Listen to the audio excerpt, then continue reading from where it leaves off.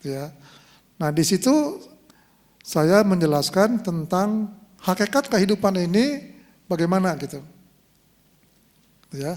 Kira-kira waktu itu yang mendengarkan sesi pertama itu siapa? Tolong angkat tangan.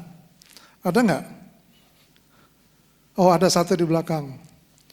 Ya. Saya ulas sedikit aja tentang hidup penderitaan. Jadi tema saya ini hari ini salah tulis ya, mohon maaf, 2016 dari 2016, mestinya 2026. Juga wihara ternyata namanya Wihara Pluit Damasuka, gitu ya. Saya lebih familiar Wihara Damasuka Pluit gitu.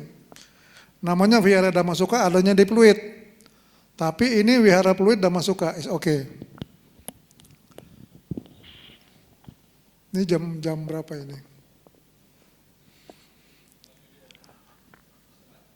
Hah? 6:30 ya. Nah, saudara-saudara, saya membahas ini udah cukup lama sebenarnya. Berkaitan dengan fenomena kehidupan yang saya amati sehari-hari. Begitu ya. Dan saya melihat, mengamati bahwa ada pandangan yang tidak tepat terhadap kehidupan ini, terutama terhadap 7 corak kehidupan ini. Gitu ya. Nanti kita akan bahas ya. Saya tidak tahu, biasanya Damasuka sejak zaman di ruko itu, belakangannya itu suka ada tanya jawab ya. Mau tanya jawab kalau ada waktu juga boleh juga ya. Gitu ya. Oke, ini keluarga inti saya. Ini mantan pacar saya nih.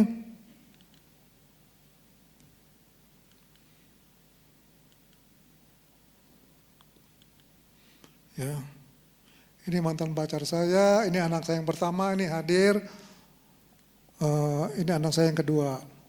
Anak pertama saya ini psikolog, anak kedua saya ini desain interior. Kalau saya mantan pensiunan bank begitu ya. Ini keluarga inti saya. Setiap kali ulang tahun saya selalu dikerjain sama keluarga saya gitu ya. Oke, nah siapa di antara Anda yang pernah membaca YouTube Guru Gembul channel 105? Agama Buddha akan punah. Siapa yang pernah lihat YouTube? Guru Gembul channel 105. Ya. Di situ beliau mengatakan bahwa agama Buddha akan punah. Sebabnya kenapa? Gitu ya. Ini lihat pertumbuhan agama Buddha, maksudnya punah di Indonesia gitu ya. Punah Indonesia. Memang gejala-gejala ini luar biasa aneh. Kita lihat pertumbuhan ini berdasarkan Badan Sensus. Sensus itu 10 tahun sekali pertumbuhan jumlah pemuda Indonesia 71 sekian persen, 72 80 naik 96%, 90 naik, 2000 turun, 2010 turun, 2020 turun lagi. Persentase secara jumlah naik berkaitan dengan jumlah penduduk Indonesia, tetapi secara persentase turun, gitu ya maksudnya. Nah, kenapa dia turun? Nah, ini kita lihat. Total jumlah penduduk. Dari tahun ke tahun, ini lumayan nih, dari 2011 stabil, 2022 stabil kurang lebih. Kenapa bisa turun? Saya pernah dibantah oleh seseorang, Romo juga. Salah tuh, buktinya kalau kebaktian itu rame. Apalagi kalau Wesak. Ya Wesak mah rame ya. Kalau kebaktian Wesak di mana-mana penuh. Tapi sehari-hari, aduh, luar biasa. Maka saya sungguh-sungguh kagum Damasuka Pluit ini banyak anak mudanya. Di banyak tempat saya isi kebaktian, udah lansia melulu Pak. Maaf aja gitu ya. Jadi ini luar biasa nih Damasuka. Gitu ya. Ini malam minggu loh, malam pacaran gitu ya. Tapi banyak anak mudanya luar biasa, luar biasa. Ya tahu-tahu. Nah, pertambahan penduduk kita lihat tuh Islam sekian persen per tahun, ya Kristen paling banyak nih 3,41%, Katolik 1,19%, Hindu 0,95%, Buddha 0,05%. pertambahannya 0,05%. Luar biasa ya. Apa iya? Kenapa? Menurut umat Buddha ada beberapa faktor, internal dan eksternal. Kalau internal itu bisa dikatakan dari pertama-tama dari doktrinnya sendiri umat Buddha. Kenapa doktrin umat Buddha menyebabkan umat Buddha turun di Indonesia? Ya, kalau di luar negeri malah berkembang. Gitu ya. Kedua, mindsetnya. Mindset pola pikir umat Buddha itu menurut saya nggak marketable begitu ya, tidak marketable. Kedua, eksternal, ada invasi dari beragama lain. Kita tahu banyak sekolah-sekolah Kristen Katolik didirikan di penduduk mayoritas Tionghoa. Sekalipun di situ tidak agama Kristen yang tidak ada, dia dirikan. Nah. Dan faktor internal itu adalah antara lain hampir rata-rata kebanyakan orang tua Buddhis kita enggan menyekolahkan anaknya di sekolah Buddhis. Coba kita lihat Dhammasawana, sekolah Buddhis, Triratna. Lumayan, memang tidak ini, tetapi bandingkan dengan sekolah penabur. Ada sekolah Nalanda di Kosambi. Kenapa begitu? Karena guru beragama Buddhanya sedikit. Salah satu shola yang sekarang dibawa salah satu Sangha Agung Ekayana, Ehipasiko, dari sekitar 24 guru SD yang beragama Buddha, nggak lebih dari 5. Makanya nggak heran orang-orang yang mendirikan yayasan-yayasan yang mendirikan sekolah Buddhis enggan pakai nama Buddhis, termasuk kita kenal Yayasan Buddha Seci Indonesia. Namanya aja Yayasan Buddhis Seci Indonesia. Tapi mendirikannya bukan mendirikan sekolah Buddhis, sekolah umum. Kenapa? Sekolah Buddhis nggak laku. Benar? Setuju? Sekolah Buddhis nggak laku. Saya pernah jadi GM HRD manager di sekolah Buddhis di Karawaci, Tangerang. Sekolah Buddhis. Salah satu ciri sekolah Buddhis menurut saya adalah mata pelajaran agamanya hanya mengajarkan agama Buddha. Kalau Seci kan semua agama. Sekolah Pahwa semua agama. Tapi di sekolah Buddhi hanya khusus agama Buddha. Ya, hidup segan mati terhendak gitu. Ya. Kenapa uang sekolahnya naik 50.000 sebulan, orang tuanya demo. Bayangin tuh. Jadi saya tahu sendiri gitu ya. Itu salah satu sebab. Nah, saya bilang mengenai doktrin, agama Buddha yang menyebabkan juga agama Buddha kurang berkembang secara statistik. Ya, ada ajaran Buddha ini, 3 dikaya, Udammarika Sutta. Buddha bilang pada prinsipnya, ini kepada Nigroga, Buddha menyampaikan, kira-kira inilah gampangnya. Buddha mengajari pengikut gitu, betul nggak?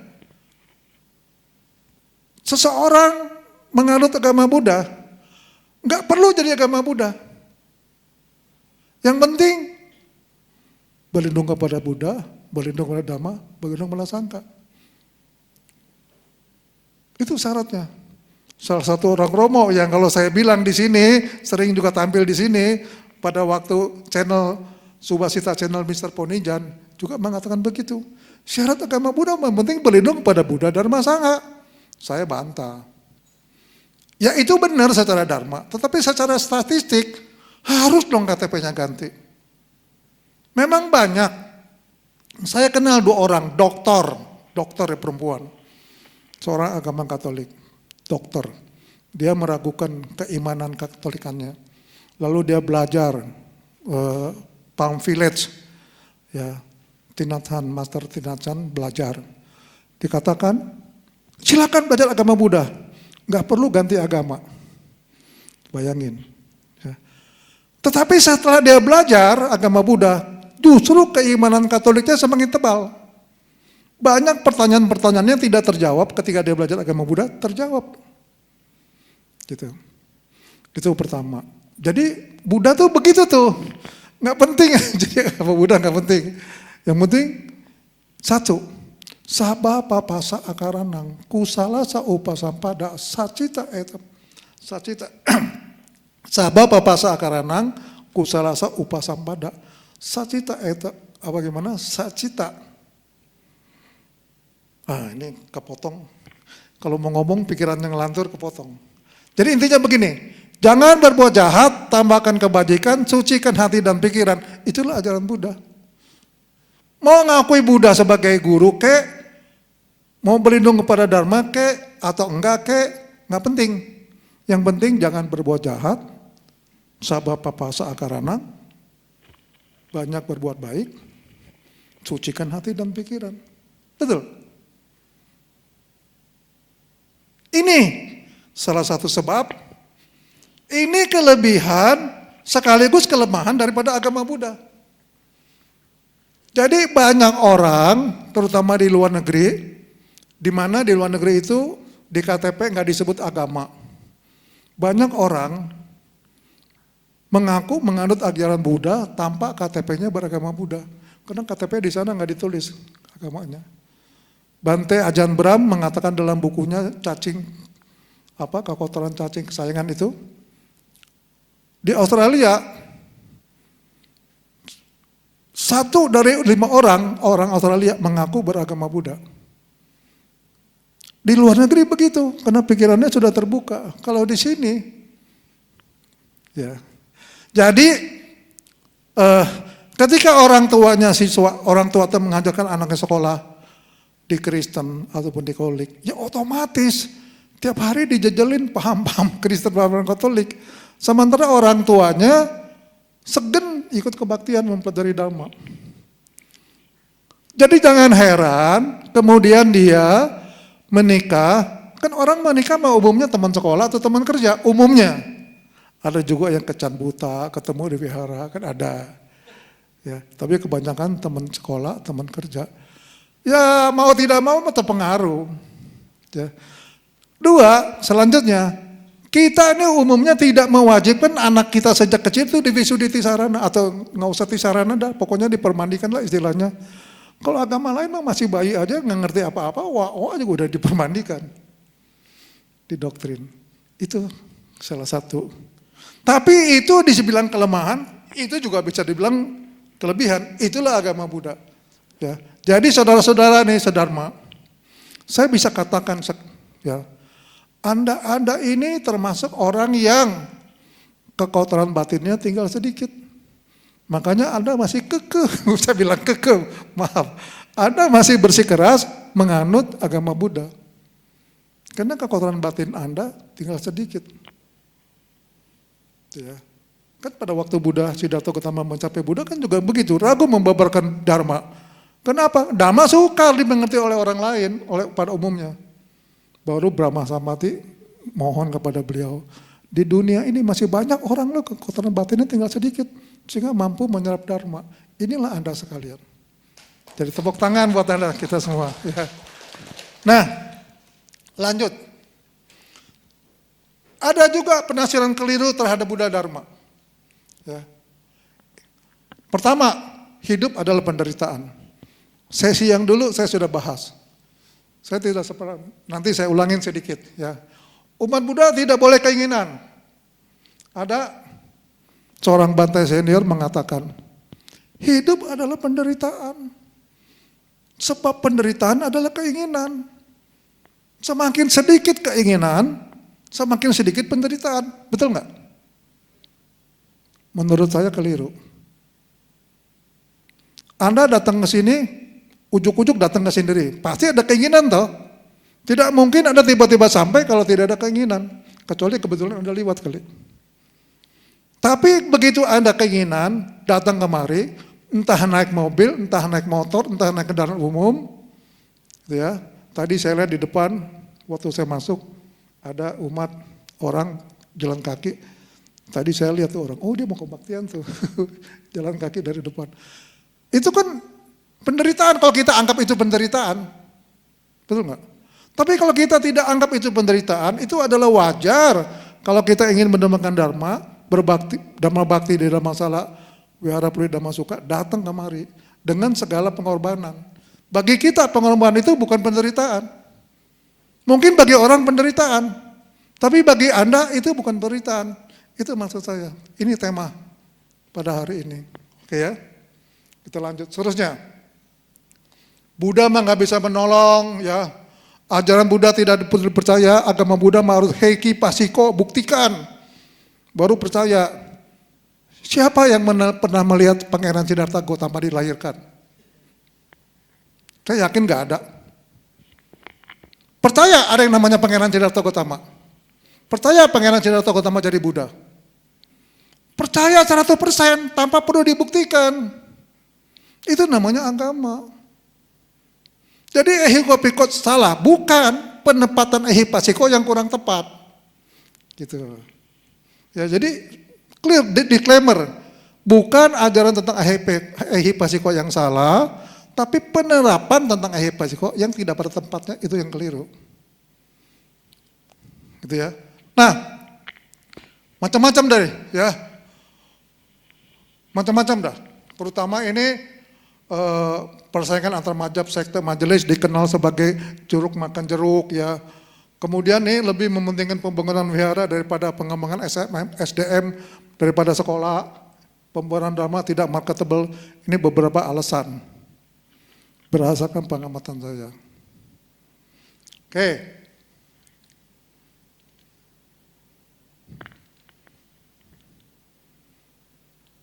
Nah, nggak mau nih mandek.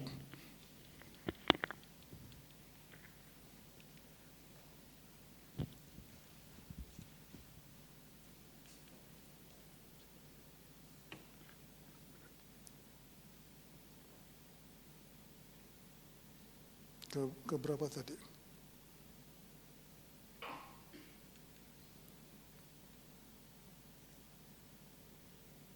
Ya. Oh ini, ya. Lama dia, butuh waktu ya. Hidup adalah penderitaan. Ini saya ulas sedikit, gitu ya. Dari mulai kecil kita main jadi dewasa, ketemu pasangan orang yang kita senangi, orang yang kita cintai, akhirnya menikah, tua, mati. Ini adalah hidup. Fakta kehidupan. Tidak bisa diganggu gugat. Siapapun tidak bisa. Gitu ya. Bahkan seseorang yang kemudian kita puja sebagai Buddha sama Buddha, toh juga harus menghadapi kematian karena ada badan jasmani. Tuh. Saya di sini deh ya, lanjutnya nggak dapet. Kok nggak mau?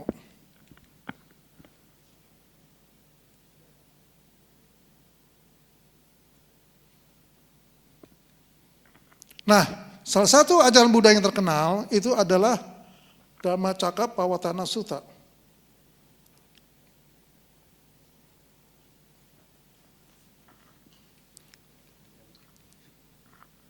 Ininya enggak, apa baterainya udah.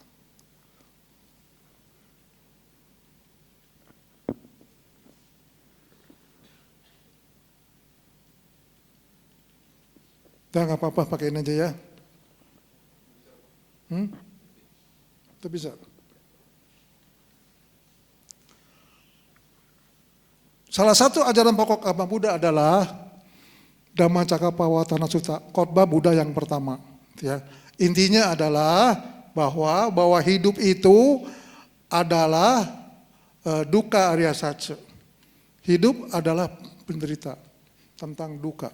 Kedua ini, dukkha samudaya. Ada sebab-sebabnya daripada dukkha. Ketiga adalah dukkha nirodha. Ada jalan untuk mencapai lenyapnya dukkha. Keempat, jalan untuk mencapai lenyapnya dukkha. Ini ajaran pokok. Ya. Nah, yang paling sering orang mengatakan dukkha. Dukkha diterjemahkan sebagai penderitaan. Nanti kita akan lihat.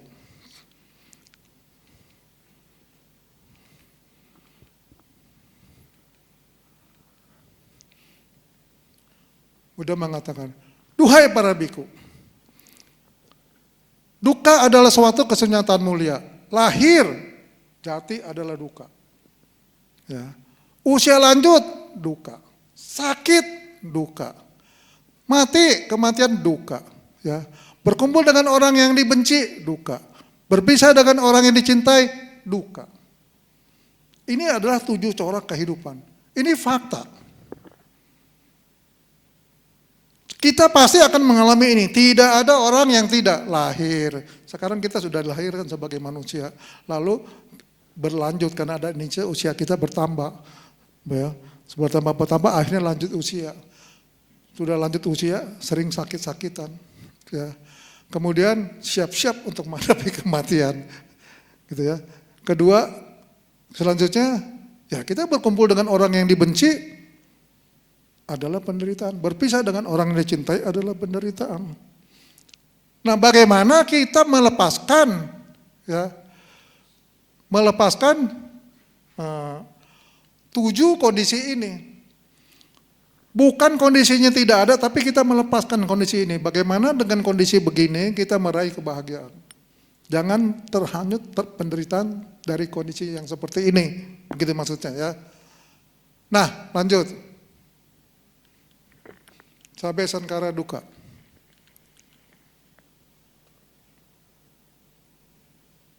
Hidup adalah penderitaan. Sebelum saya masuk ke situ, saya akan membahas dulu. Karena materi saya ini terkait dengan kerjanya otak. Semua otak, terutama otak manusia, itu bisa diukur dari alat yang namanya EEG, elektroencephalograph. Otak kita tuh memancarkan gelombang elektromagnetik yang bisa diukur dengan amplitudo dan frekuensi kayak gelombang listrik. Besarnya itu amplitudo, kerapatannya per detik itu dibilang frekuensi. Semua otak begitu, ya. Kalau dalam pikiran kita sadar, itu gelombangnya banyak tuh. Dinamakan gelombang beta. Selanjutnya gelombang alfa dan seterusnya. Kita nggak sampai ke situ ya. Nah, jadi pikiran kita tuh memancarkan gelombang, gitu ya. Gelombang ini dipancarkan ke alam semesta. Apa yang kita pikirkan, itulah yang akan kita terima. Gitu ya. Ini hukum, tidak bisa dibuktikan. Ya. Tidak bisa dibuktikan oleh apa namanya ya, oleh ilmu biasa, tapi melalui penelitian yang luar biasa bertahun-tahun, ternyata itu yang kalau ada baca ini dalam hukum.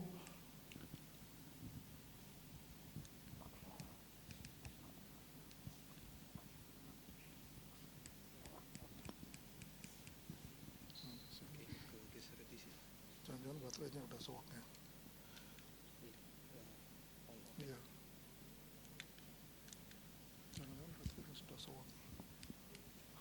Jangan-jangan baterainya sudah. Apa yang disebut hukum Loa tadi, love of attraction, apa yang kita pancarkan keluar, apa yang kita pikirkan, itu yang kita pancarkan keluar. Saya sudah membuktikan berkali-kali hukum ini. Saya tinggal di Alam Sutra. Kalau mau ke SMS, parkirnya susah setengah mati. Ya. Nah, dari rumah saya sudah pancarkan tuh.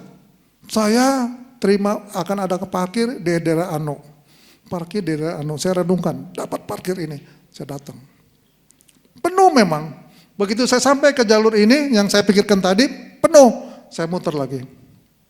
Begitu saya muter lagi, dapat. Berkali-kali.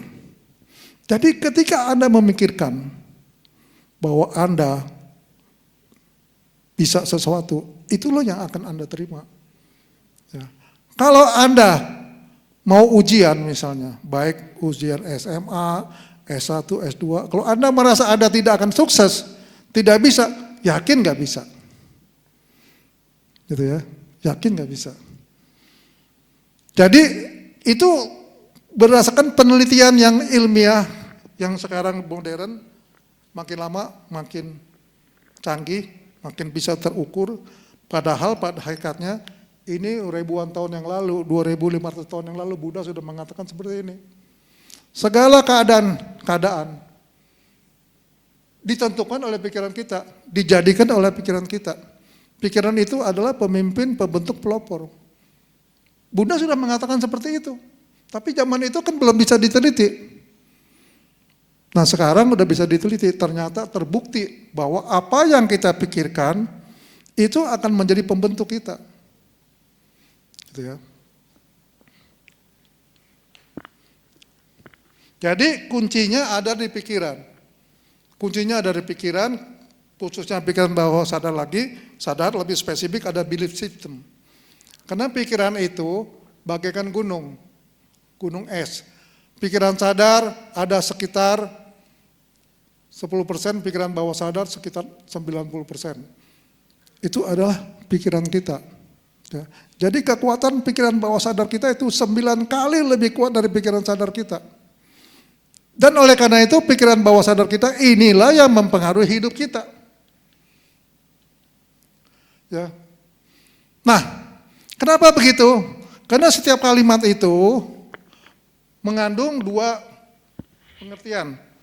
Ya, pengertian permukaan atau yang kita bilang tersurat, pengertian bawah apa yang kita bilang tersirat. Gitu ya.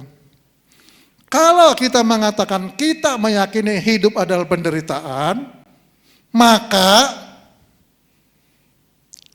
makna permukaannya itu adalah hidup kita penderitaan terus.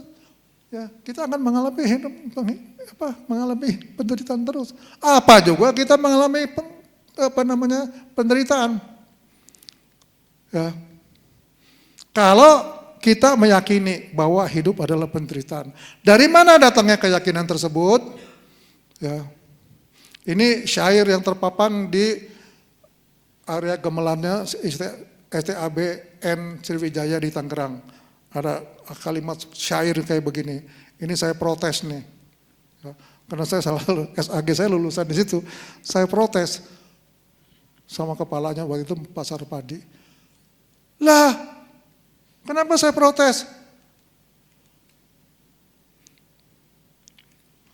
Bayangkan, ini dia apa gunanya kawan hidup ini? Masa hidup ini diambang nggak berguna? Ya toh? Bagaikan bunga nanti akan layu mati. Ya. Apa guna kita belajar? Toh kita nanti akan mati.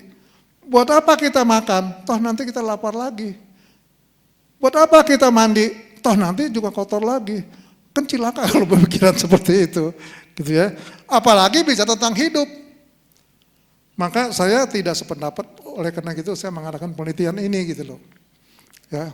Belief system ini, kalau dia sudah menguasai kita, ya diterima oleh pikiran bawah sadar kita, maka dia akan berlaku sebagai realitas. Ya kebenaran. Oleh diri kita. Gitu ya. Ini belief system. Ya. Untuk bisa menjadi belief system ada 2 hal yang perlu dilakukan. Itu pertama, klaim, ide, informasi yang kita terima ya dari luar, terus kita meyakini ide itu. Jadi kalau kita yakin, gitu ya, kalau kita yakin bahwa habis gelap terbitlah terang, maka itulah terjadi. Kalau kita nggak yakin, terjadi nggak begitu? Habis gelap terbitlah terang. Itu yang secara umum, yang sederhana sehari-hari. Kalau kita pergi dari rumah, entah naik mobil sendiri, entah naik busway, entah naik Grab. Kalau kita nggak yakin sampai ke tujuan, nggak yakin sampai ke tujuan, pasti itu di tengah jalan ada masalah. Ada kemacetan, ada kecelakaan, ada ban kempes dan sebagainya. Coba ada tes. Ya. Tapi kalau kita yakin kita sampai, yakin meskipun ada macet, cepat macetnya bisa kita atasi. Silakan coba. Gitu ya. Nah, kedua ada persetujuan kita sendiri. Kalau kita sudah setuju, maka dia akan menjadi belief system. Contohnya saudara-saudara, kelompok yang sering dikatakan teroris, dia setuju tuh, yakin. Kalau dia bisa membunuh orang sebanyak-banyaknya, apa yang disebut kafir, dia akan masuk surga. Orang lain kita bilang itu nonsen, tapi karena dia yakin itulah yang dia lakukan. Nggak takut dia tuh, badannya hancur lebur gara-gara bunuh diri. Tapi itulah belief system dia, gitu ya. Makanya belief system ini akan menjadi satu keyakinan yang mempengaruhi hidup kita, gitu ya. Begitu. Jadi dikatakan di sini, oleh karena itu kualitas hidup kita berbanding lurus dengan kualitas belief atau belief system yang ada di pikiran bawah sadar kita. Ya. Maka kalau kita harus merubah hidup kita harus merubah belief system kita. Saya kasih contoh sedikit. Saya kebetulan praktisi hipnoterapi, punya seorang mahasiswa, saya juga pernah jadi dosen, mahasiswa S2, dia mau menjual rumah, sudah deal nih antara pembeli sama penjual di daerah Cibubur, hanya beda harganya 70 juta, tinggi sekali 70 juta, dia nggak yakin gitu ya, tinggi 70 juta kan tinggi juga bedanya, akhirnya dia terapi sama saya. Terapi saya menemukan sebabnya, sebab ketidakpercayaan dia. Ternyata apa? Sebab ketidakpercayaan itu aneh. Menurut orang lain, menurut kita. Yaitu ketika waktu dia SMP, waktu itu dia mahasiswa S2 ya, waktu itu dia SMP, dia sama bapaknya disuruh beli rambutan. Bapaknya pesan, beli rambutan, cobain yang manis ya. Ya Pak, dia beli rambutannya, dia cobain, manis. Udah dia bayar, dia pulang bawa rambutannya. Bapak cobain tuh rambutnya asem. Nggak tahu kenapa, mungkin ditukar kali. Nggak tahu udah kenapa. Pokoknya nyatanya asem. Bapaknya maki setengah mati. Goblok, tolol, begini, trauma. Sampai dia yakin, emang gua goblok ya. Emang gua goblok lu, gua tolol lu. Gitu. Akibatnya nggak punya kepercayaan diri. Setelah saya bereskan masalahnya, seminggu kemudian dia SMS sama saya. Terima kasih Romo, rumahnya sudah terjual. Pembelinya mau nambahin 70 juta. Jadi begitu dia punya PD-nya, ya, PD-nya itu timbul keraguan-raguannya, traumanya masa lalu dieliminir, dirilis, dibuanglah begitu. Ketemu sama pembeli dan penjual, kepercayaan dirinya ada, vibrasinya muncul, mempengaruhi orang-orang sekitarnya, deal harganya. Gitu ya. Nah, contoh-contoh ini banyak sekali ya. Jadi saudara-saudara, sumber belief ini adalah keluarga. Keluarga yang mengajarkan seperti tadi, bapaknya itu seperti tadi. Budaya kita, pengkondisian sosiologis, media massa, berbagai pengalaman hidup kita. Media massa termasuk medsos. Ya. Kalau kita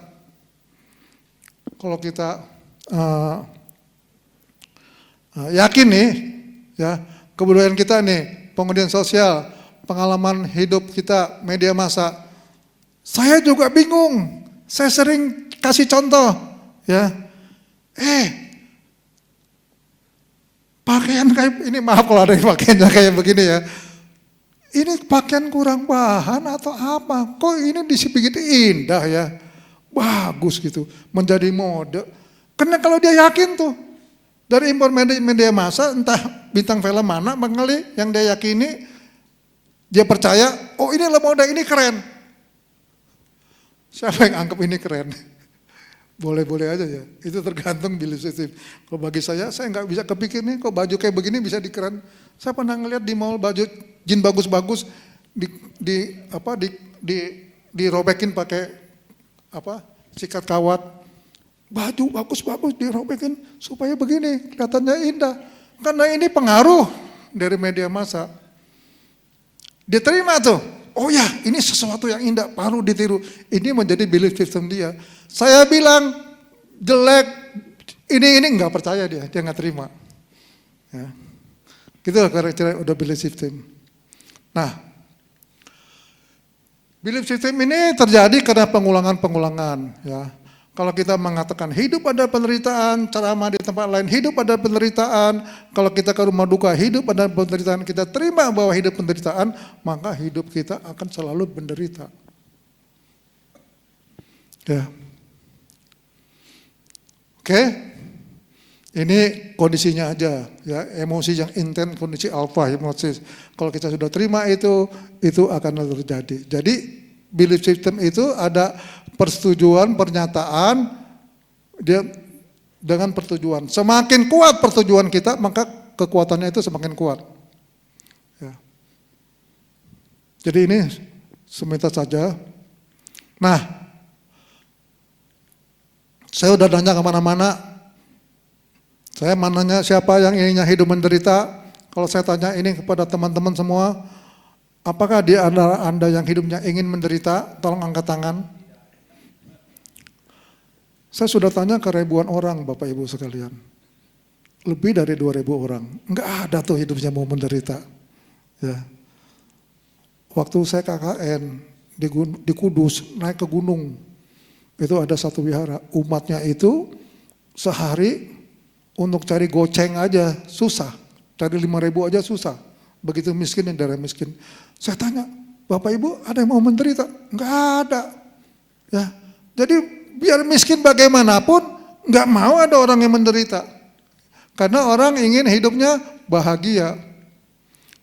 Ya, ternyata orang ingin hidup bahagia. Bapak Ibu gimana? Ingin hidup bahagia? Mau? Angkat tangan yang ingin bahagia, angkat tangan. Oke, terima kasih. Hidup bahagia. Nah, mari kita rubah cara pandang kita. Ya, kelahiran sebagai manusia ini semua kita akan bahas. 7 fenomena tadi ya. Sekarang kita bahas sepintas lalu kelahiran sebagai manusia. Ya. Di dalam Dhammapada ayat ke 182 itu mengatakan, adalah sangat sulit untuk dapat terlahir sebagai manusia dalam lingkaran tumimba lahir. Sulit selagi sebagai manusia. Ya. Sungguh sulit mendengarkan Dharma. Demikian sungguh jarang terjadi kelahiran para Buddha. Jadi dalam Dhammapada ini nomor 182 ini intinya adalah menyatakan sungguh sulit lahir sebagai manusia. Membutuhkan parami kebijaksanaan bertumpuk-tumpuk supaya kita bisa terlahir sebagai manusia. Gitu ya. Kedua, ada Buddha, oh ya, dulunya kan bodhisattva di surga Tusita. Untuk menjadi Buddha itu dulu namanya Dewa Sehat Teku namanya susah ya. Harus lahir sebagai manusia baru bisa jadi Buddha. Itu dharma yang diajarkan. Gak ada yang di kelompok di alam dewa itu bisa jadi Buddha, harus terjadi manusia karena katanya manusia itu ada suka dan duka. Jadi orang bisa paham, oh ini suka, ini duka. Kalau jadi dewa semuanya suka aja, nggak paham dia tentang adanya duka. Begitu kira-kira. Saya takut tuh ya, dia jadi Buddha. Nah Buddha juga mengajarkan juga perumpamaan penyu. Ya, ini penyu ini lahir sebagai manusia, susahnya seperti penyu buta yang selama 100 tahun naik ke atas permukaan laut untuk mengalungkan lehernya ke gelang yang terombang-ambing. 100 tahun sekali penyunya buta, bayangin susahnya. Kemungkinan sangat tipis, kecil sekali. Dan itu kalau dia berhasil, maka manusia bisa jadi manusia. Itu sulitnya. Dan sekarang ini kita sudah melampaui kesulitan ini. Sekarang kita sudah jadi manusia. Lalu apakah kita harus kecewa kita sebagai manusia? Apakah kita harus hidup sebagai manusia? Harus menderita sebagai manusia? Nah ini ya. Oleh karena itu gimana? Kita harus rubah cara pandang kita. Ya, pertama, kelahiran sebagai manusia tadi sudah dijelaskan. Sulitnya kelahiran sebagai manusia. Gitu ya. Maka kita harus bersyukur kita sudah terlahir ke manusia. Tujuan manusia apa? Kita sudah lahir sebagai manusia. Ya. Itu dulu. Apakah tujuan lahir sebagai manusia nanti sesi berikutnya. Tapi kita harus bangga karena kita sudah lahir sebagai manusia. Sulitnya sebegitu rupa, bagaikan penyu buta yang 100 tahun sekali menyembulkan kepalanya untuk meraih suatu gelang gitu yang diumbang-ambing lautan, kita sudah terlahir. Sekarang bagaimana kita memandang hal yang sakit?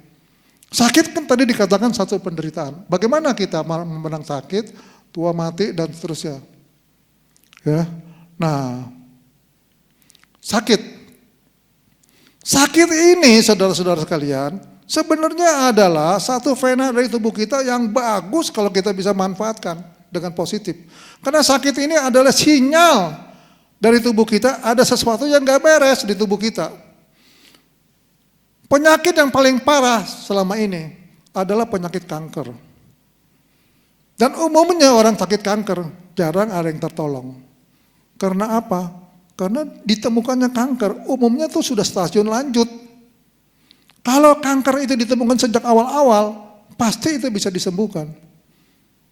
Nah, karena stadion awal ini tidak memberikan sinyal, tidak dirasakan, maka jadi berlanjut.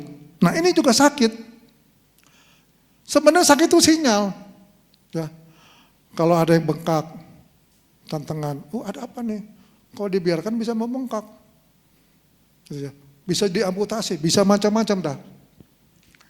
Jadi kalau orang yang tidak bisa merasakan sakit, maka orang tidak takut terhadap apapun. Kalau orang jatuh dari tangga, luka, enggak apa-apa, enggak berasa sakit, dia akan lalai, berhati-hati. Ini salah satu contoh. Ada salah satu contoh. Ini namanya Gabby Grigas, gadis Minnesota, Amerika Serikat. Pada waktu umur 4 tahun, bapaknya itu bersihin dia punya mulut, bapaknya digigit tangannya sama anak ini. Anak ini giginya baru numbuh. Digigit kencang, saking kesakitan bapaknya tarik gitu, sekuat-kuat tenaga, sampai gigi anak ini tanggal, putus gitu, copot gitu ya. Tapi dianya nggak nangis, meskipun sudah berdarah-darah dia nggak nangis. Bapaknya heran, loh kenapa? Diperiksa kemana-mana. Dia punya mata dicolok-colok sama dia, nggak nangis, nggak berasa sakit, gitu ya. Jarinya digigit-gigit sama dia, juga nggak nangis. Pokoknya apapun yang dia lakukan seharusnya nangis, dia nggak nangis. Jadi bapaknya nggak tahu tuh ada anaknya seperti begini. Sudah sedemikian parah, baru bapaknya kaget. Periksa kemana-mana, berbulan-bulan diperiksa, baru dia tahu namanya penyakit ini, neuropati autonom sensorik hereditary. Jadi seseorang yang tidak bisa merasakan sakit. Jadi kesimpulannya, perasaan sakit ini bagus adalah bagi kita kalau kita bisa merasakan sakit. Kalau kita tidak bisa merasakan sakit, sakitnya sudah ke dalam, udah akut, itu jadi susah disembuhkan. Ya. Bapak Ibu, waktu zamannya COVID saya kena 2 kali. Tapi alhamdulillah orang bilang Omi Tohut, nama budaya, saya selamat. Begitu ada gejala-gejala, waduh dia demam, waduh diare. Ya, buru-buru saya isolasi. Kebetulan rumah saya ada kamar kerja gitu ya, jadi kamar kerja gitu. Makan diantarin ke kamar. Pokoknya saya nggak campur sama keluarga saya. 2 kali. Keluarga saya juga ada yang begitu. Ada yang gejala aja, gejala COVID, kena COVID, langsung isolasi. Jadi kita langsung nih, orang biasanya kalau kena gejala nggak percaya, nggak mau isolasi, tinggal sendirian lah begini begitu. Nah ini yang menyebabkan jadi sulit diatasi. Kalau dari sejak awal kita paham kita kena COVID, kita isolasi, minum obat, penurun demam dan sebagainya yang dianjurkan, pasti kita akan selamat. Saya contohnya udah 2 kali isolasi. Jadi gitu, ya. Jadi menyikapi penyakit, bagus kita bisa sakit. Jangan kecewa kalau kita sakit. Begitu ya. Lanjut. Tadi kan kelahiran sebagai manusia, sakit, sekarang tua. Ya. Tua. Saudara-saudara sekalian, kita lahir masih kecil dong, bayi. Apakah Anda mau dari kecil lahir, kecil terus? Nggak gede-gede, nggak mau berubah. Rasanya nggak mau, kan justru kita harus terima, harus bersyukur adanya yang namanya hukum anicca. Sebab kalau nggak ada anicca, kita lahir dari bayi terus nggak gede-gede. Coba bayangin, ya, ya. Lahir sebagai bayi, terus-terusan sebagai bayi. Kalau miskin, miskin terus. Kan kita nggak mau juga dong. Kalau udah goblok, goblok terus. Ya nggak mau, kita mesti berubah dong. Gitu ya. Nah, jadi di sini hukum anicca itu tentang perubahan harus kita sikapi positif. Gitu loh. Bagus adanya anicca, kita bisa berubah. Tapi berubahnya positif. Jangan pintar jadi goblok, jangan kaya jadi miskin, jangan ganteng jadi gitu. Terus ya. Gitu ya. Nah, itu kita sikapi. Sekarang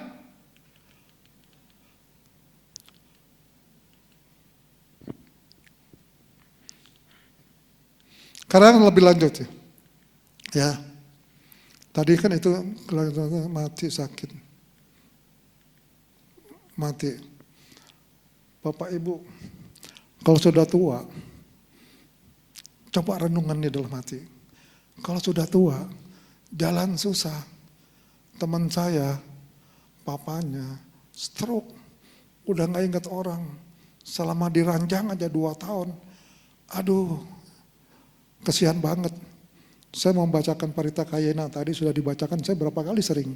Orang sakit saya bacakan macam-macam, terus Kayena, setelah saya baca Parita, meninggal dunia. Ini saya nggak berani gitu ya, nggak berani. Tapi kalau saya pikir-pikir nih dalam diri saya, kalau kita sudah tidak punya kemampuan apa-apa, ya, orang bilang vegetatif, bagaikan balok kayu diranjang. Ya, kita ikhlaslah mati, itu enggak? Mati itu sebenarnya hak kita loh. Banyak raja-raja zaman dulu nggak mau mati-mati, akhirnya mati juga gitu loh. Gitu ya. Nah, oleh karena itu saudara, ya, pilih positif atau kematian. Jadi kalau kita datang kematian, kita harus terima. Karena apa? Karena kematian itu mau tidak mau, suka atau tidak suka, ditolak atau enggak, pasti akan datang. Sesuatu yang akan terjadi, sifatnya alamiah. Kalau udah datang ke kita nggak mau terima juga, ya nggak bisa. Daripada kita tolak, mending kita terima dengan senang hati. Oleh karena itu kita harus siap-siap menghadapi kematian. Gitu ya. Ya, seperti begini, tuh kan. Nah, terus ini lagi.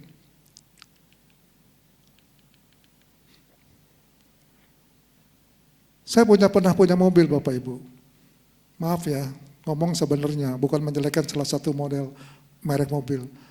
KIA, itu tipe Picanto, mobil kecil. Saya belinya second, karena saya tidak paham mobil second, jadi saya kebejelok kasarnya begitu dah. Ternyata udah bekas tabrakan, saya nggak bisa ngelihat gitu. Akhirnya beli 80 juta, mobilnya ngerongrong. Ke bengkel melulu. Sebentar-sebentar ke bengkel, sebentar-sebentar bengkel. Akhirnya itu mobil terakhir nggak kuat nanjak sedikit aja. Jeglokan polisi itu dek nggak kuat. Ke bengkel nggak bisa diobatin. Apa yang harus dilakukan? Jual, saya jual. Ya, jual cuma dapat 50 juta, cincai lah daripada ngerongrong. Jadi saudara-saudara, ya, kalau kondisinya seperti begini, baju sudah nggak bisa dipakai, udah tepok orang bilang, dikit aja robek, ganti, betul nggak? Cuman kan masalahnya kalau kehidupan itu kan nggak gampang di ngomongin, nggak apa namanya, gampang ngomong, sulit dilaksanakan, gitu ya. Nah, oleh karena itu ada nih pemahaman baru tentang kematian yang harus kita pahami. Ya.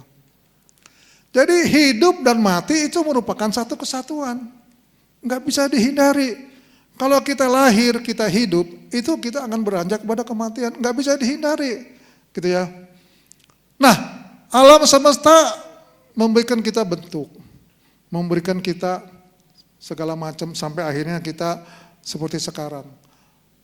Jadi kalau kemudian alam semesta juga katakanlah mengatur saatnya kita tiba untuk istirahat sepenuhnya, kita harus siap.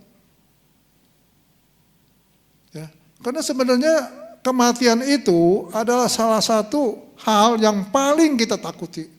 Dan juga yang paling menyebabkan kita menderita. Oleh karena itu kalau kita bisa menyiapkan diri untuk menghadapi kematian, hidup kita ini akan ringan. Ingat ajaran Buddha. Di samping karma-karma lain yang kita sudah buat selama hidup, karma yang juga sangat penting adalah karma ketika kita saat-saat ingin mengembuskan napas terakhir. Ya, kalau kita saat mengembuskan napas terakhir kita gelisah, terlalu melekat pada kehidupan, kepada mobil yang baru, kepada pacar yang baru, kepada istri muda lagi. Itu pasti lahir kembalinya itu akan menderita, banyak cerita begitu ya. Nah, gitu ya. Oleh karena kita harus paham ini, ya. Agar supaya kita harus pahami hidup kita dengan baik, maka yuk mari kita menghadapi kematian dengan baik juga gitu kira-kira ceritanya. Ya. Ya, daripada kita takut hidup, takut terhadap kematian, lebih bagus kita memberikan makna kepada kehidupan. Sehingga saya punya moto nih Bapak Ibu sekalian. Sampai umur segini udah 73 sekarang ya. Nanti show baru udah umur 73 nih. Saya punya moto, hidup itu lebih bermakna kalau bermanfaat bagi sebanyak-banyaknya orang. Moto saya. Mudah-mudahan saya mohon doa restu ke Bapak Ibu sekalian, kalau waktu saya tiba, saya juga siap menghadapi kematian. Begitu ya. Karena merasa hidup itu lebih bermakna. Jadi daripada merisaukan kematian, yuk buat hidup Anda bermakna. Oke? Nah, tadi udah ya, ini sekarang kita berkumpul dengan orang yang dibenci, berbicara dengan orang yang dicintai. Ya, bagaimana nih? Ya, saudara, daripada kita berkumpul dengan orang yang dibenci, yuk kita berpikir bagaimana kalau kita berbahagia, kalau kita berkumpul dengan orang yang kita cintai, berkumpul dengan sanak saudara, berkumpul dengan teman-teman sedharma, mendengarkan dharma. Ini kan bahagia nih. Saya berbahagia nih bisa hari ini. Sebelumnya tuh saya kelupaan, tidak menyiapkan bahan gitu ya. Gitu ya. Maka bilang sama wartawan, aduh tunda dah, saya sebahannya tuh bukan siap ini, sebenarnya eksternal hadis saya rusak, bahannya itu rusak. Jadi saya udah perbaiki, baru bisa perbaiki bahan ini. Jadi intinya saudara-saudara sekalian, yuk daripada kita merisaukan berkumpul dengan orang yang dibenci, mari kita pikirkan bagaimana supaya kita berkumpul dengan orang yang dicintai. Daripada kita berpisah dengan orang yang dibenci, orang yang dicintai, mari kita pikirkan bagaimana supaya kita berbahagia berpisah dengan orang yang dibenci. Bagi Anda yang bekerja, akan sulit ketemu bos yang mau menang sendiri, jasa kita diambil alih oleh dia, selalu neken sono neken sini. Ya, wah bosnya udah bos brengsek banget dah. Tapi bagaimana kalau kita bisa bertemu dengan bos yang baik hati, ketemu pasangan hidup kita yang saling mencintai, saling menghormati, dan seterusnya. Gitu ya. Nah, ini cara pandang set. Ini maka saya berpikir bahwa bukan ajaran Buddhanya yang salah, bukan. Saya yakin 100%, 1000% mengkali. Ajaran Buddha pasti benar gitu ya. Pasti benar. Cuman persepsinya yang harus dipertimbangkan gitu loh. Makanya saya tidak terima nih, kalau dibilang duka diterjemahkan dengan penderitaan. Pasti ini ada kekeliruan menurut saya. Maka saya lalu meneliti. Ya. Ini tadi tambahan, tidak tercapai apa yang diinginkan, dia biasa aja dah. Tidak tercapai keinginan, semua keinginan tidak semuanya tercapai kok, kan begitu. Gitu ya. Lanjut. Nah, oleh karena itu saya kutip nih, ini menjadi moto saya nih ya.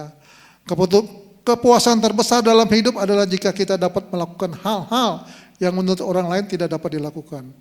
Ini Andri Wongso. Ini jadi salah satu pedoman saya. Gitu ya.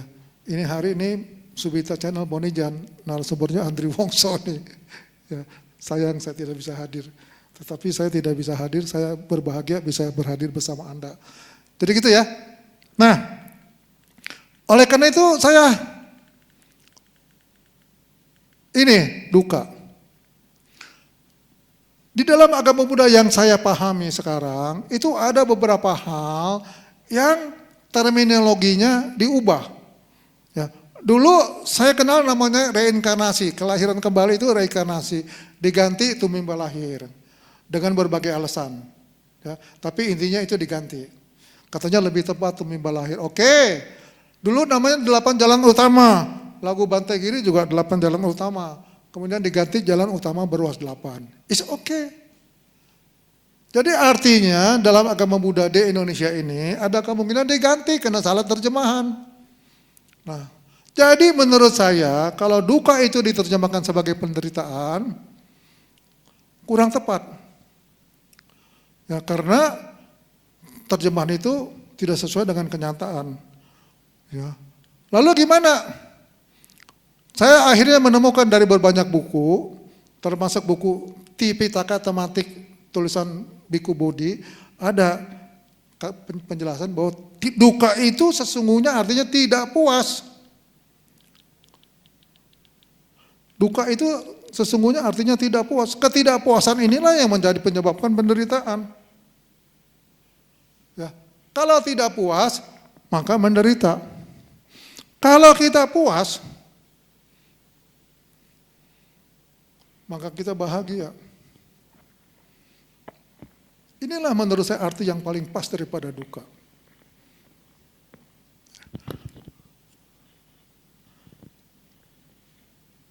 Banyak ya pasangan-pasangan setelah menikah tidak puas terhadap suami atau istrinya. Akibatnya adalah percekcokan dan seterusnya. Karena merasa tidak puas dengan sifat, dengan tabiat, dengan adat dan sebagainya. Itulah makanya timbulnya ada yang namanya will, wanita idaman lain, atau timbulnya pil, pria idaman lain karena tidak suka sama pasangannya, tidak puas dengan pasangannya. Inilah menyebabkan penderitaan, saudara-saudara sekalian. Ya, kalau Anda punya penghasilan sekarang cuman 1 digit, bukan 1 digit, di bawah 10 juta misalnya. UMR lah. Kalau Anda tidak puas, bagus tidak puasnya, kejar, cari penghasilan lain. Tapi Anda cari penghasilan tidak mau, tapi tidak puas aja, komplain aja. Sebagai banyak buruh, maaf ya, buruh-buruh kita kan begitu. Tidak puas aja gitu. Naik begini demo, itu demo. Enggak bahagia-bahagia tuh hidupnya. Tapi bukan berarti Anda kalau punya penghasilan enggak cukup, puas diri, bukan begitu maksudnya. Tapi jangan sampai mengeluh aja gitu, mengeluh. Itulah penderitaan. Ya. Anda harus puas. Inilah hadiah yang saya terima, inilah berkah yang saya terima. Tapi saya tidak cukup berusaha bagaimana supaya penghasilannya nambah. Banyak kok caranya. Mau jadi YouTuber misalnya, jadi apa, jadi macam-macam dah. Ya. Itulah yang saya menerima bahwa sebenarnya duka itu artinya tidak puas, ketidakpuasan. Tidak puas. Kalau tidak puas itulah sumber dari penderitaan. Gitu toh? Oke, saudara-saudara.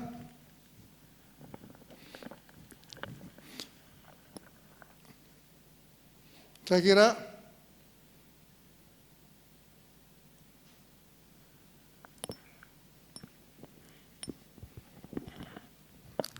ini akhir dari pembicaraan saya dari 1 jam ya. Ya.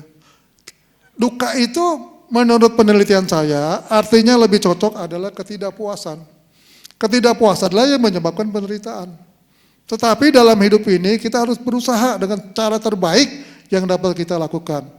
Namun akhirnya itu ya, dari usaha kita itu ya kita harus terima dengan puas, suka hati dengan puas gitu loh.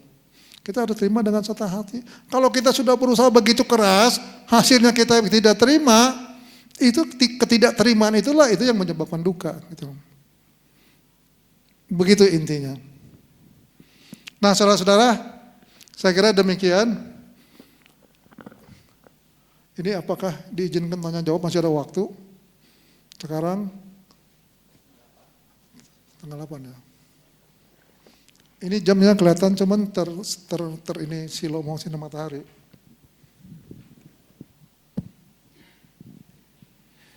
Baik, demikianlah Dhamma Desana yang disampaikan oleh Romo Pramana Widani. Bila ada pertanyaan, bisa langsung angkat tangan atau bisa lewat WhatsApp. Bisa tolong ditampilin WhatsApp Ya, admin wihara. sebelum ini pertanyaan bisa pakai WhatsApp ya? Tampil gitu. Wah, canggih juga ya. Ini saya baca dari buku Hidup Senang Mati Tenang, Bante Ajahn Brahm. Ya. Beliau mengatakan bahwa guna menghindari kesalahan pengertian terhadap ajaran Buddha, Bante Ajahn Brahm mengajarkan. Ya.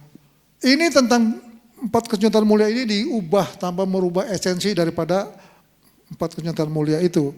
Yaitu pertama 1, kebahagiaan, dukkha nirodha. Kedua, sebab kebahagiaan, yaitu jalan berfaktor 8. Tiadanya kebahagiaan, dukkha, dan sebab tiadanya kebahagiaan. Dirubah, sama esensinya. Tapi dari menyebutkan penderitaan, kita sebut kebahagiaan. Karena juga banyak kesalahan dari kita umumnya mengajarkan bahwa makanya tuh umat Buddha itu, agama Buddha itu kurang berkembang.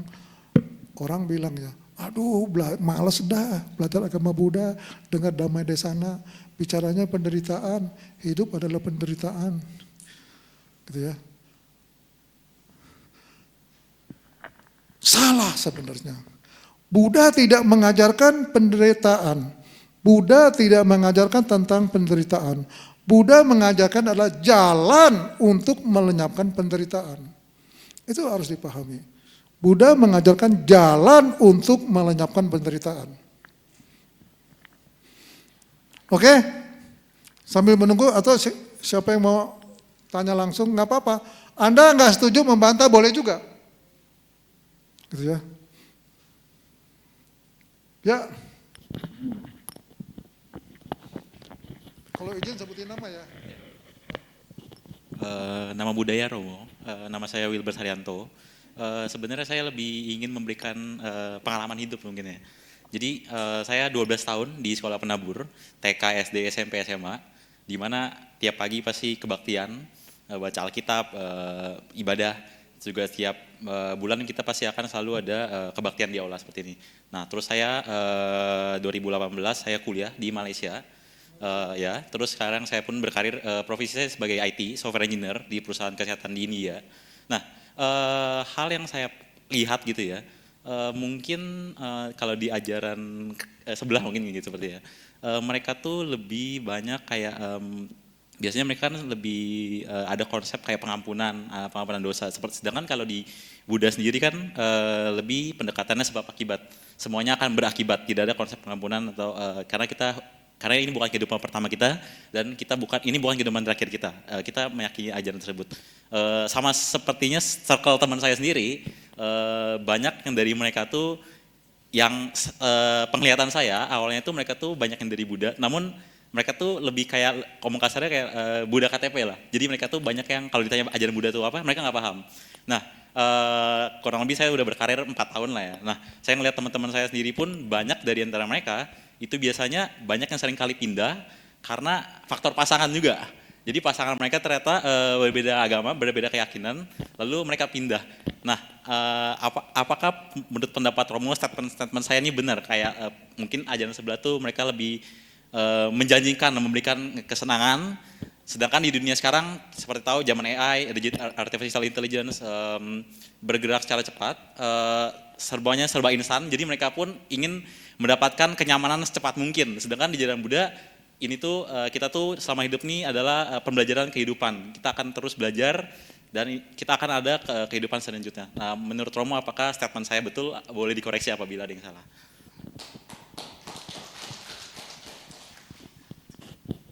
Izin saya sampaikan. Tadi namanya siapa? Wilbert. Wilbert. Ini Wibut manusia langka nih. Manusia ajaib.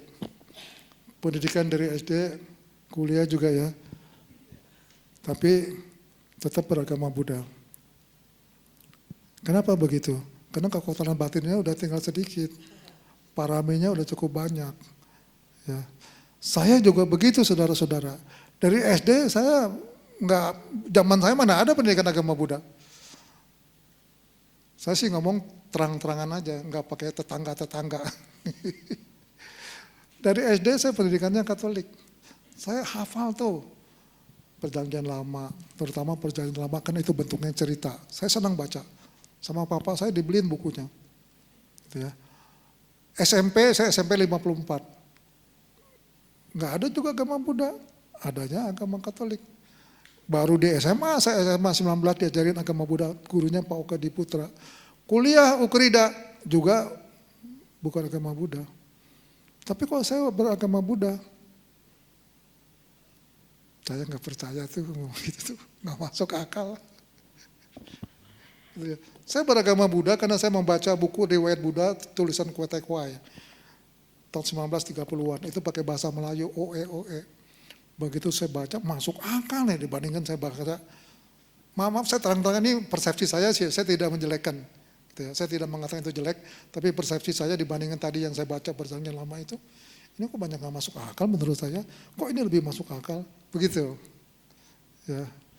Nah, banyak yang pindah, ya, karena salah satu begitu, terutama pendidikan. Jadi, teman-teman saya, waktu saya SMA 19, banyak yang beragama Buddha, tapi akhirnya pindah pendidikannya ke gereja Salib 3 tuh, di Patekuan, Salib 3 ya. Waktu saya ngajar di Papua, murid saya ngajar SMA Papua waktu itu, murid saya papa mamanya itu berdagang alat-alat sembahyang. Ya, alat sembahyang tahu dong ya, kertas-kertas segala macam gitu dah. Dia juga beragama Buddha, tapi dia ikutin pendidikannya agama Katolik. Kenapa begitu? Karena pendidikan agama Buddhanya melulu banyak ngajarinnya bahasa Pali.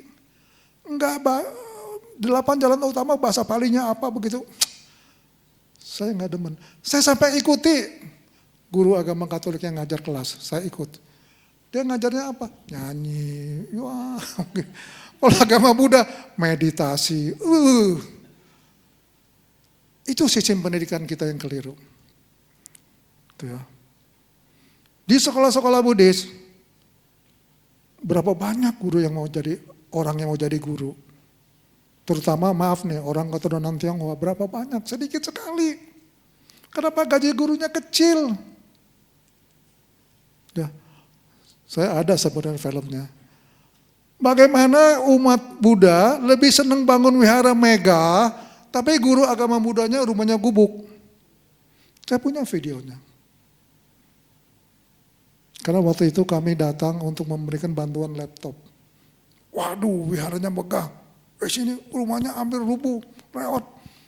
Rumahnya bersamaan dengan kandang kambing. Begitu masuk aromanya luar biasa. Itu tuh sebabnya salah satu kelemahan. Ya. Coba aja cek. Saya nanya sama Romo Amin Untario, Ketua Umum Budayana. Anaknya sekolah di Narada. Memang guru agama Buddhanya beragama Buddha. Tapi guru matematikanya, guru-guru yang lain nggak ada yang beragama Buddha. Itu salah satu sebab kemerosotan. Jadi menurut saya pendapat Anda itu benar. Tapi sekali lagi ya, mohon maaf. Nggak gampang kalau orang kayak Anda. Beneran. Ya. Karena barangkali masih pakai logika, pakai perasaan. Orang kan umumnya percaya kan gitu. Ya. Kira-kira menjawab nggak? Menjawab ya. Ya ada lagi? Nanti Anda mesti cerita nih. Kenapa Anda jadi begitu? Kenapa Anda begitu? Ya ada. Oh iya. Mohon maaf Romo, kebetulan waktunya udah habis. Mungkin tadi udah terakhir. Oh, oke, terima kasih. Saudara-saudara Dharma, boleh dicatat nomor HP saya. Ya. Kalau ada yang mau bertanya, mau ada diskusi, silakan kontak HP saya. Gitu ya. 0818 913 719. 0818 0818 91, aduh ini kepotong ya lupa. Ini penyakit. Kalau mau ngomong kepikiran yang lain jadi lupa. 0818 913 719. Hah? 10 angka ya? Betul ya? 10 angka. Jadi terima kasih atas perhatiannya. Kalau ada yang sempat belum bertanya, bahkan saya izinkan, saya senang sekali kalau ada sharing untuk kepikiran. Menurut saya Romo tadi ngomongan begini, harusnya begini-gini. Waduh saya senang sekali. Karena ini semua penelitian. Ya. Sekali lagi terima kasih, selamat malam, Sotihotu Namo Buddhaya.